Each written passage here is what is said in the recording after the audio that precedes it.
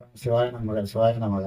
இந்த சொல்லுங்க. கோவில் பத்தி நீங்க எப்படி இது உருவான காரணம், அதுக்கப்புறம் நீங்க இந்த இந்த ஆன்மீகத்துல வந்ததுக்கான டீட்டெயில்ஸ் எல்லாமே எனக்கு வந்து ஆன்மீகத்துக்கு வந்தது இப்போ வரல. சின்ன பிள்ளையில இருந்து எனக்கு அந்த உணர்வு இருப்பது. இன்னைக்கு வந்த ஆன்மீகம் வருது. இன்னைக்கு கல்யாணம் முடிச்சதுக்கப்புறம் என் குருநாதரை சந்திக்கிறோம். கல்யாணம் முடிக்காத வரைக்கும் எனக்கு குருநாதர் கிடையாது. ஆனா அந்த உணர்வு இருந்துகிட்டே இந்த ஆன்மீகன்றத இதுல எப்போதுமே நம்ம இருக்கணும்.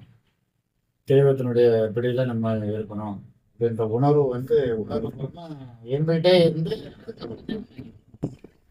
குருநாதரை நம்ம குருநாதர் தேடல, நான் தேடல. குருநாதரை நமக்காக கிடைச்சாரு அப்படி. அப்போ வேலைச்சேரில் நம்ம நின்றுட்டு இருக்கிறோம். நம்ம வேலைச்சேரில் டீ கடையில் டீ குடிச்சிட்டு நான் இந்த கலைக்குடிக்கிட்டு இடம் நம்மள அறியாமலே என்ன பண்றேன், அந்த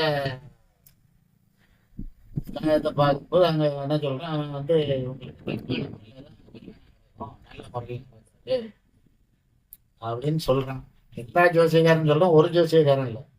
அப்படி இருக்கும்போது எனக்கு அந்த விடை தெரியாம உட்காந்துருக்கு. அப்புறம் எனக்கு கல்யாணமும் நடந்துருக்கு. கல்யாணம் நடந்து அதுக்கப்புறம் ஒரு 6 மாசம் கழிச்சு தான் குருநாதரை சந்திக்கிறேன். யாரு? தங்கப்பானம். எப்படி? அது வரைக்கும் தங்கப்பான் என்ன யாரும் நமக்கு தெரியாது. இப்போ நாங்கள் ஒரு டீ குடிக்கணும், அவரும் பின்னாடி இருந்து டீ கடையில டீ குடிச்சிட்டு நான் இந்த ஏகப்பட்ட ஜோசிக்காரனை பார்த்ததுனால என்ன பண்றோம், அவ்வளோ ஜோசிக்காரர் தான் தப்பான முறைலாம் நீங்க கல்யாணம் முடிப்பீங்கன்னு சொல்றாங்க. ஆனால் தப்பான முறையில் கல்யாணம் நடக்கல, நல்லபடியாக தான் நடந்தது. நல்லபடியாக எங்கள் மனைவி நமக்கு சப்போர்ட்டிங்கில் இருக்காங்க. நமக்கு பிடிச்சதோட ஒரு மனிதன் கூட இருக்காங்க. ஆனால் சொன்னது எல்லாமே தப்பு தப்பு இல்லை. அப்பதான் அதை வச்சு நான் என்ன பண்றேன், குரு சனியை பத்தி பேசி பேச மாட்டோமா, பேசுவோம். அப்போ அதை பத்தி பப்ளிக்ல பேசிட்டு இருக்கும்போது பின்னாடி இவர் என்ன பண்ணாரு, பண்ணாரு தங்கப்ப என்ன பண்ணாரு, தம்பிங்க வாப்பா அப்படின்னு சொல்லி கூப்பிட்டு என்ன பண்ணாரு, ஜோசியம் உனக்கு தெரியுமா அப்படின்னு கேட்கிறாரு. அப்ப ஜோசியம் தெரியுமான்னா எனக்கு ஜோசியம் தெரியாதியா அப்படின்னு. தெரியாதுன்னா பப்ளிக்ல பேசாத, உன் பேச்சை கேட்டு என்ன பண்ணுவாங்க, தப்பு தப்பா பயணிச்சிருவாங்க. அதனால அந்த குடும்பத்துக்கு அழிவு ஏற்படுறதுக்கு வாய்ப்பு உண்டு. விவரம் தெரிஞ்சு பேசுறது வேற, விவரம் தெரியாம பேசுறது வேற. ஏன்னா ஒருத்தன் கஷ்டத்துல இருப்பான், அவன் பேச்சை கேட்டு நம்பி என்ன பண்ணுவான், அந்த தொழிலை பண்ணும்போது அதில் லாஸ் ஆகிட்டுனா என்ன ஆயிரும், சூசைடு அட்டென்மெண்ட் ஆயிரும். தாங்கக்கூடிய சக்தி உள்ள பிள்ளைங்க அந்த வேலையை செய்யாது. அதனால எல்லாமே அது தப்பு தப்பா தான் இருக்கு. அந்த பாவத்தை தொலைக்கிறதுக்கு நீ எத்தனை ஜென்மம் எடுக்க போறேன்னு உனக்கே தெரியாதுதா. அதனால நீ அதெல்லாம் தப்பா சொல்லாதான்னு சொல்லிட்டு என்ன பண்ணுவாரு, உனக்கு ஜோசியம் தெரிஞ்சா நான் அங்க இருக்கேன், இந்த வீட்டுல இருக்கேன், நீ அங்க வா அப்படின்னு சொல்லிட்டு அவர் என்ன பண்ணாரு, சொல்லிட்டு போயிடுறாரு. அதுக்கப்புறம் அவரை நமக்கு சொல்ல வேணா உடனே என்ன பண்றான், அவரை தேடி ஓடுறான். ஓடி ஜாதகத்தை பார்த்துட்டு அவர் என்ன பண்ணிட்டாரு, அண்ணன் தம்பியோட நீ முதல்ல வெளியவா, அப்புறம் உனக்கு ஜாதகம் பார்க்குறேன்னு சொல்லி அதுக்கப்புறம் தான் சொல்ல ஆரம்பிச்சது நமக்கு. எப்படி ஒரு நாள் என்ன பண்ணாரு, மற்ற அளவோட நம்மளை அவர் என்ன பண்ணிட்டாரு, ஃபேவரட்டா இணைச்சி வச்சுக்கிட்ட போது அவர் வேற நான் வேற இல்லைன்ற மாதிரி பயணிக்க ஆரம்பிச்சாரு. அவருடைய அன்பு நமக்கு ரொம்ப அதிகமா இருக்கு. இப்போ நமக்கு தொழிலே இல்லாம இருக்குமோ அவரே எனக்கு தொழில் இல்லாட்டாலும் படி போடுறாரு. எனக்கு எப்படி 2.5 வருஷம் அவரே படி போடுறாரு. படி போட்டு அதுக்கப்புறம் அவர் என்ன ஆகுறாரு, மறையிறாரு. மறையிறதுக்கு முன்னாடி என்ன சொல்ல, இனிமேல் அப்பா இல்லாம உனக்கு எந்த விதமான கஷ்டம் கிடையாது, அப்பாவுடைய டூட்டி முடிய போகுது, அதனால இனிமே நீ நல்லா இருப்ப, அப்பா இல்லைன்னு கவலைப்படாதுன்னு சொல்லி எனக்கு வாக்கு கொடுக்குறாரு. இந்த தங்க பணம் வச்சு பேர் புகழ் மதிப்பு அந்தஸ்து செல்வாக்கு பணங்கனால உன்னுடைய காலடிக்கு சமர்ப்பணம்னு சொல்றாரு. சொல்லி எனக்கு வாக்கு கொடுத்துட்டு சத்தியம், நான் பெற்றெடுத்த பிள்ளைங்க 3 பேரும் ஏங்கி சாவாங்கன்னு சொல்றாரு. அதெல்லாம் வாக்கு, முதல் பொருள்வாக்கு. அதுக்கப்புறம் ஒரு மாசத்துல மறைஞ்சிடுறாரு பண்ணாரு. மறைஞ்சதுக்கப்புறம் எனக்கு எலக்ட்ரானிக் பவர் தன்னால வெளிப்படுது.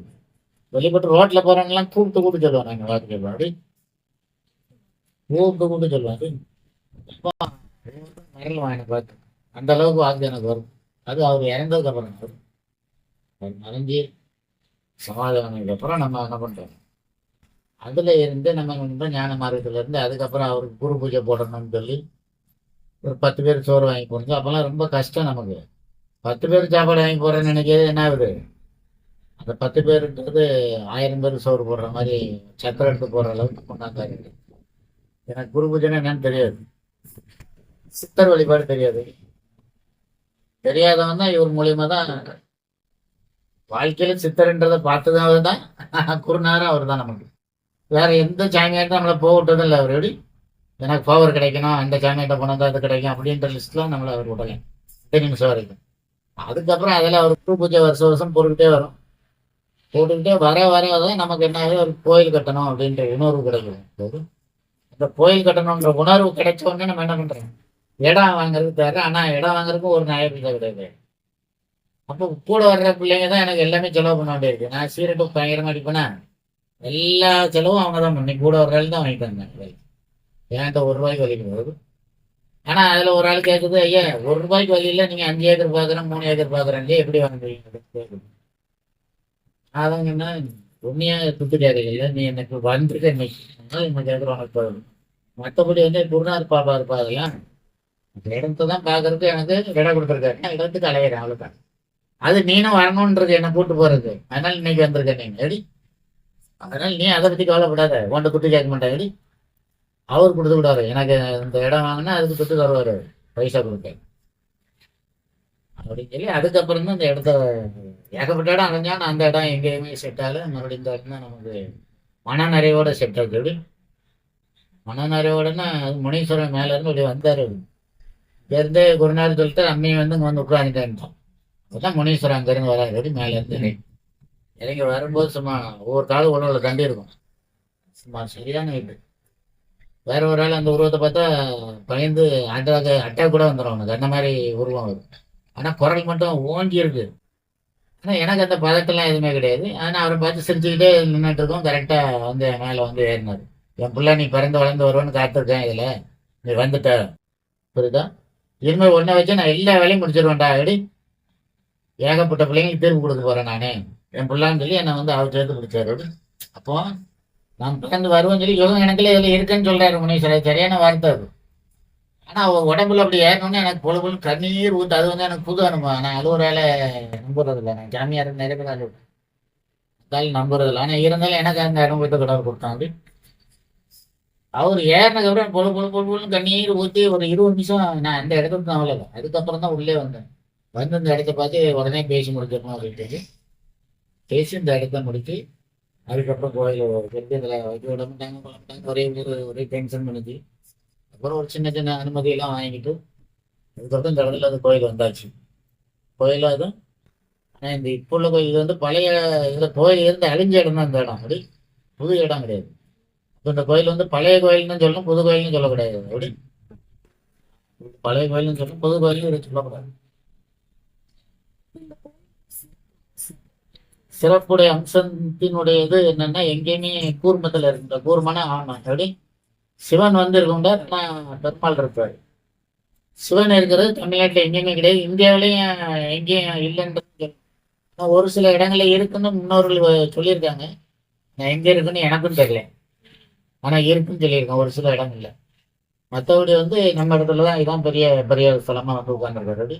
அப்ப எத்தனை 7 ஜென்ம பாவ மோசனமும் கூர்மத்தில் இருக்கிற சிவனை வேணா மிகப்பெரிய சிறப்பு இருக்கு. எப்படி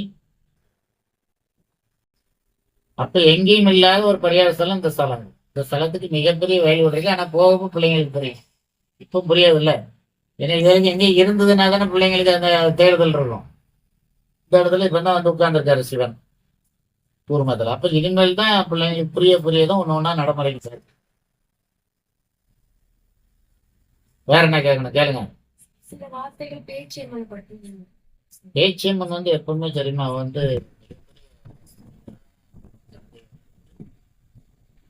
நினைச்ச உடனே உனக்கு தீர்ப்பு கிடைக்கும். அதை நம்பணும். நீ நடிச்சுன்னா அம்மையும் நடிச்சிருவாரு. நான் ஒருத்தி இல்லைன்ற மாதிரி காமிப்பா நீ நடிச்சேன்னா. அப்படி அப்போ உன்னதமா இருக்கும்போது உன்னதமா இருக்கக்கூடிய ஸ்தானத்துக்கு அந்த மாதிரி அம்மா செயல்படுவா. செயல்பட்டு பிள்ளைங்களுக்கு உடனே தீர்ப்பு கொடுப்பாங்க. குழந்தை இல்லாத பிள்ளைங்களுக்கு உடனே குழந்தை கிடைக்கும். நோய் அப்படி ஏன்னா மருத்துவச்சின்னு சொல்லலாம். அதை அவளை எப்படி புரியுதா? பேச்சின்னு வந்து மருத்துவச்சின்னே சொல்லலாம் அவளை. அப்போ நீ அதை அவளை நினைச்சிட்டு ஒரு சின்ன வேப்பலையை உருவி நீ அரைச்சி குடிச்சா கூட அந்த நோய்க்கு வரும். ஒரு கேன்சர் இருக்கு. கேன்சருக்கு நீ 48 நாள் தொடர்ந்து வேப்பிலையை குடிச்சினா கேன்சர் போயிடும் அப்படின்னு சொல்றாங்க. எப்படி வேப்பிலையும் மஞ்சளும் போட்டு அவிச்சு 48 நாள் தொடர்ந்து குடிச்சா அந்த கேன்சர் போகுதுன்னு சொல்றாங்க. அதே மீறி கேன்சர் வர்றது வந்து மன அழுத்தமே. பிள்ளைங்களுக்கு நிறைய கேன்சர் மன அழுத்தம் இல்லைன்னா அந்த பிள்ளைங்களுக்கு கேன்சர் போயிடும். அப்போ குடிக்கிற மருத்துல அது நோய் தீரும்னு சொல்ல வராங்க. இப்போ அந்த வேப்பிலைக்கு கேன்சர் தீர்க்கறதுக்கு மிகப்பெரிய வலிமை இருக்கு. அப்படி ஆனா நிறைய பிள்ளைங்களுக்கு தெரியுது. ஏன்னா நம்ம உடம்புல உள்ள செல்ஸ் வந்து அழுக்கு ஏற ஏற தான் கேன்சர் உருவாகுது. புரியுதா? அந்த அழுக்க தூய்மைப்படுத்துறதுக்கு வேப்பலை மிகப்பெரிய மருந்து. வேப்பலையும் மஞ்சள். அதனால பேச்சம்மன் வந்து ரொம்ப ஸ்பீடா இருப்பாங்க. காளி தான், காளியில இது ஒரு அவதாரம். அப்படி புரியுதா? காளிக்கு first இருக்கிற அதுக்கப்புறம் அதுக்கப்புறம் பார்வதியில ஃபர்ஸ்ட் அவதாரமே காளி தான். அதுக்கப்புறம் தான் மற்ற. அதுல அந்த காளி இதுல ஸ்பீடா இருக்கும். காளியே ஸ்பீடு தான். அதை விட ஒரு 4 மடங்கு கூட இருக்கும் இந்த அவதாரம். காளி வேற, பார்வதி வேற, அது ஒரு ஸ்தானம் எல்லாம் ஒண்ணுதான். பேச்செண்ணியும் அந்த அவதாரம் பார்வதி. எல்லாம் அந்த அவதாரம் எடுக்கும்போது அந்த ஸ்பீட் ஆகுது. அப்படி மருத்துவச்சின்னே அவளை சொல்லணும். என்ன சொல்லணும், அது சாதாரண பொருள் இல்லை. நீ என்ன நினைச்சு வேண்டி ஒரு சும்மா சாம்பல் அள்ளி போட்டோட அந்த சாம்பல் மருந்தா வேலை செய்யும்.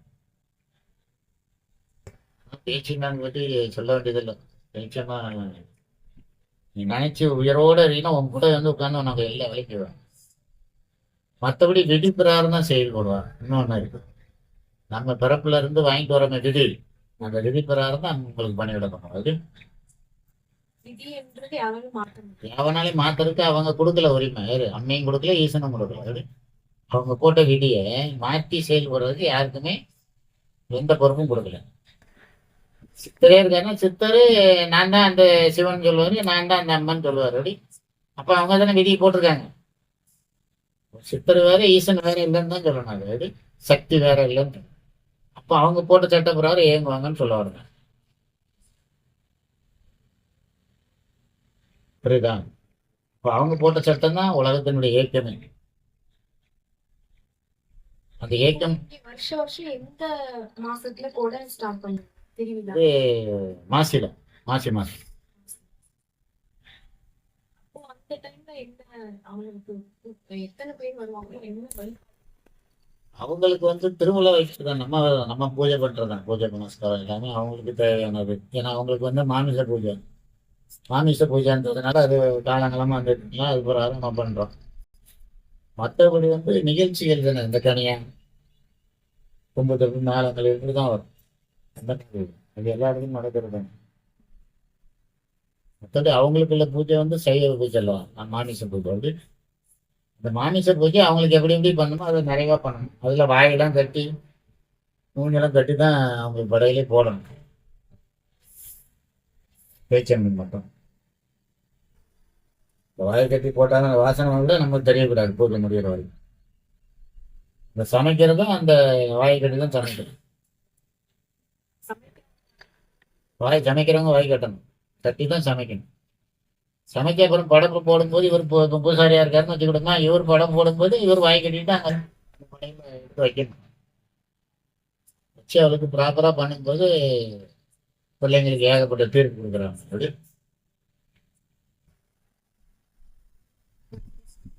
சிவாய நம்ம சிவாய்.